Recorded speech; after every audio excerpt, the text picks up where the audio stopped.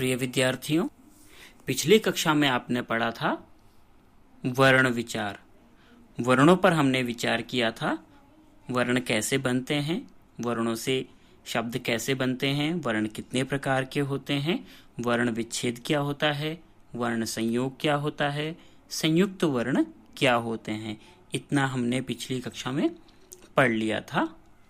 आज एक नया पाठ प्रारंभ करते हैं जिसका नाम है अकारांत पुल्लिंग शब्दाः।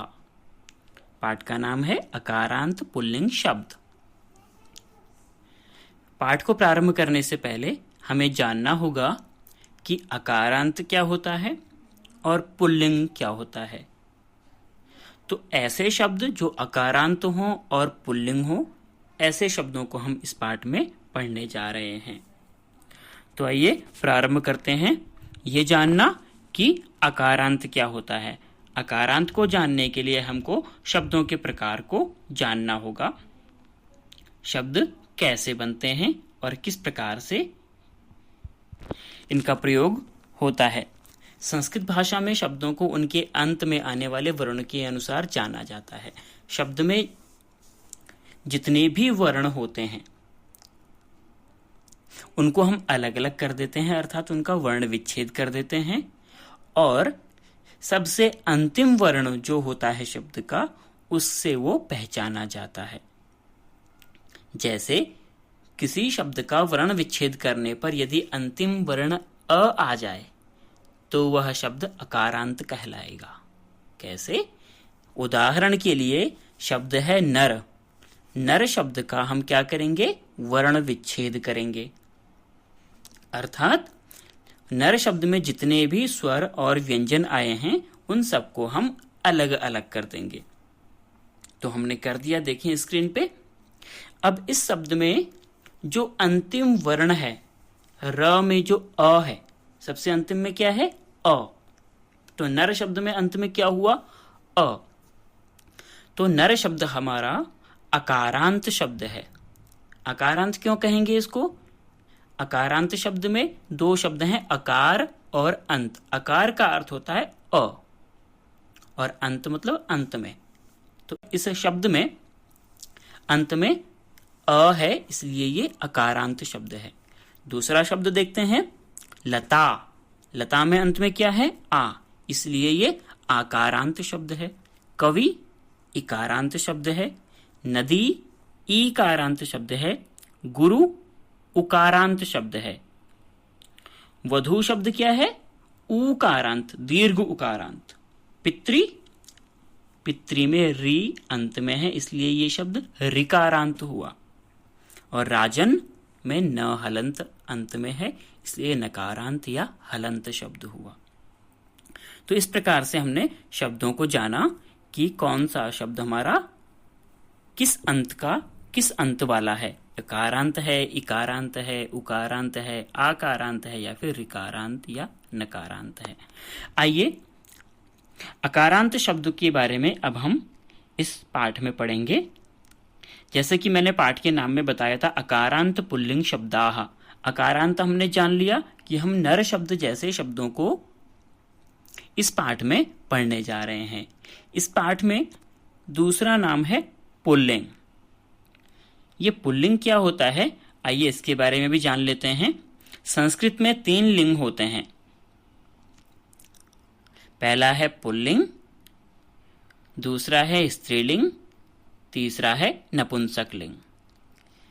जिससे किसी के पुरुष होने का पता चलता है वह पुल्लिंग होता है, अर्थात पुरुष जाति का पता चलता है वह पुल्लिंग होगा। जिससे किसी के स्त्री होने का, स्त्री जाति का पता चलता है वो स्त्रीलिंग होगा। और जिससे न तो पुरुष और न स्त्री, दोनों में से कुछ भी होने का पता नहीं चलता है, वह नपुंसक लिंग होगा। तो संस्कृत में हम कैसे पहचानेंगे? बालः जहां विसर्ग लगा होगा और अकारांत होगा वो पुल्लिंग होगा। बाला आकारांत है, स्त्रीलिंग होगा। और फलम नपुंसक लिंग होगा। इस प्रकार से हम पहचानेंगे, अर्थात पुल्लिंग में विसर्ग लगा होगा, स्त्रीलिंग में आ लगा होगा और नपुंसक लिंग में म लगा होगा अंत में। इस प्रकार से हम इनकी पहचान करते हैं। आइए एक बात हमको और ध्यान देनी है कि संस्कृत में 3 वचन भी होते हैं। कितने वचन होते हैं बच्चों? 3 वचन। अभी तक आपने हिंदी में 2 वचन पढ़े थे, एक वचन और बहुवचन। एक वचन का अर्थ है जिससे किसी के एक व्यक्ति के होने का पता चलता है, किसी एक का होने का पता चलता है, वह एक वचन होगा। और इसी तरह से बहुवचन, जिससे बहुत सारे बच्चों के, बहुत सारे लोगों के होने का पता चलता है। लेकिन संस्कृत में हमारे 3 वचन होते हैं। कौन कौन से? एक वचन, द्विवचन और बहुवचन। एक वचन अर्थात कोई एक, द्विवचन अर्थात 2 और बहुवचन अर्थात 3 या 3 से अधिक। तो हम शब्द का प्रयोग कैसे करेंगे? जैसे हमने नर शब्द सीखा था जो अकारांत था, पुल्लिंग था। अगर एक नर है तो हम कैसे प्रयोग करेंगे? जैसे हमने बालह का प्रयोग किया, बालह, नरह बालह। द्विवचन में 2 नर होंगे, 2 लोग होंगे या 2 बालक होंगे तो कैसे प्रयोग करेंगे? बालऊ, औ लग जाएगा। और बहुवचन में बालाह, नराह, आ और विसर्ग लग जाएगा। इस तरह से हम एक वचन, द्विवचन और बहुवचन बनाते हैं। जब हम बालाह कहेंगे तो हम समझ जाएंगे कि ये तो 3 और 3 से अधिक के बारे में हम बात कर रहे हैं। कुछ और विस्तार से समझ लेते हैं एक वचन, द्विवचन, बहुवचन को। एक वचन में है जिससे एक का बोध हो उसे एक वचन कहते हैं। जैसे अश्वः, चित्र में आप देख रहे हैं एक घोड़ा है तो उसमें अश्व शब्द में मात्र विसर्ग लगा है, अश्वः। घोड़े को क्या कहते हैं संस्कृत में? अश्वः। द्विवचन में जिससे 2 का बोध हो, 2 के बारे में पता चले, उसे द्विवचन कहते हैं। जैसे अश्वऊ, औ लगा है, 2 घोड़े। इसी प्रकार से बहुवचन में जिससे 3 या 3 से अधिक का पता चलता है तो उसे बहुवचन कहते हैं। जैसे अश्वाह, बहुत से घोड़े। तो आपने पुल्लिंग भी जान लिया और एक वचन, द्विवचन, बहुवचन भी जान लिया और अकारांत भी जान लिया। आइए कुछ नए शब्दों को सीखते हैं कि उनके पुल्लिंग में एक वचन, द्विवचन और बहुवचन के रूप कैसे कैसे बनते हैं। पहला है नरः। एक वचन में नरः, द्विवचन में नरौ और बहुवचन में नराः। अर्थात नरः का अर्थ होगा एक मनुष्य, नरौ का अर्थ होगा 2 मनुष्य और नराः का अर्थ होगा अनेक मनुष्य। आगे बढ़ते हैं। कृषकः। कृषकः, कृषकौ, कृषकाः। कृषकः का अर्थ होता है किसान, एक किसान, 2 किसान और अनेक किसान। इसी प्रकार से सैनिकः, सैनिकौ, सैनिकाः। एक सैनिक, 2 सैनिक और अनेक सैनिक। श्रमिकः, श्रमिकौ, श्रमिकाः। श्रमिकः मतलब जो मेहनत करता है, श्रम करता है, मजदूर। एक मजदूर, 2 मजदूर और अनेक मजदूर। आगे बढ़ते हैं इसी प्रकार से। पत्रवाहकः, पत्रवाहकौ, पत्रवाहकाः। पत्रवाहक अर्थात पोस्टमैन, पत्र को ले जाने वाला। एक पत्रवाहक, 2 पत्रवाहक और अनेक पत्रवाहक, जिसे हम डाकिया कहते हैं हिंदी में। मूषकः, मूषकौ, मूषकाः। एक चूहा, 2 चूहे और अनेक चूहे। इसी प्रकार से सिंहः, सिंहौ, सिंहाः। एक शेर, 2 शेर और अनेक शेर। गजः, गजौ, गजाः। एक हाथी, 2 हाथी और अनेक हाथी। आगे बढ़ते हैं इसी प्रकार से। चित्रकः, चित्रकौ, चित्रकाः। चित्रकः अर्थात चीता। एक चीता, दो चीते और अनेक चीते। भल्लुकः भल्लुकौ भल्लुकाः, एक भालू, दो भालू और अनेक भालू।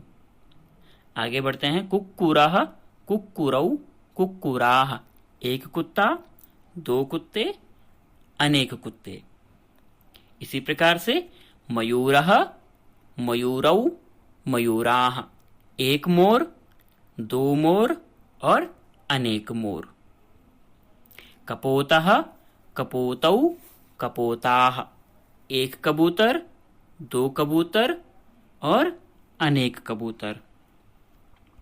आइए कुछ और शब्दों का प्रयास करते हैं जानने का कि इन शब्दों को संस्कृत में क्या क्या कहते हैं। तोता, शुकः शुकौ शुकाः, एक तोता, दो तोते, अनेक तोते। इसी प्रकार से कौवे को संस्कृत में क्या कहेंगे?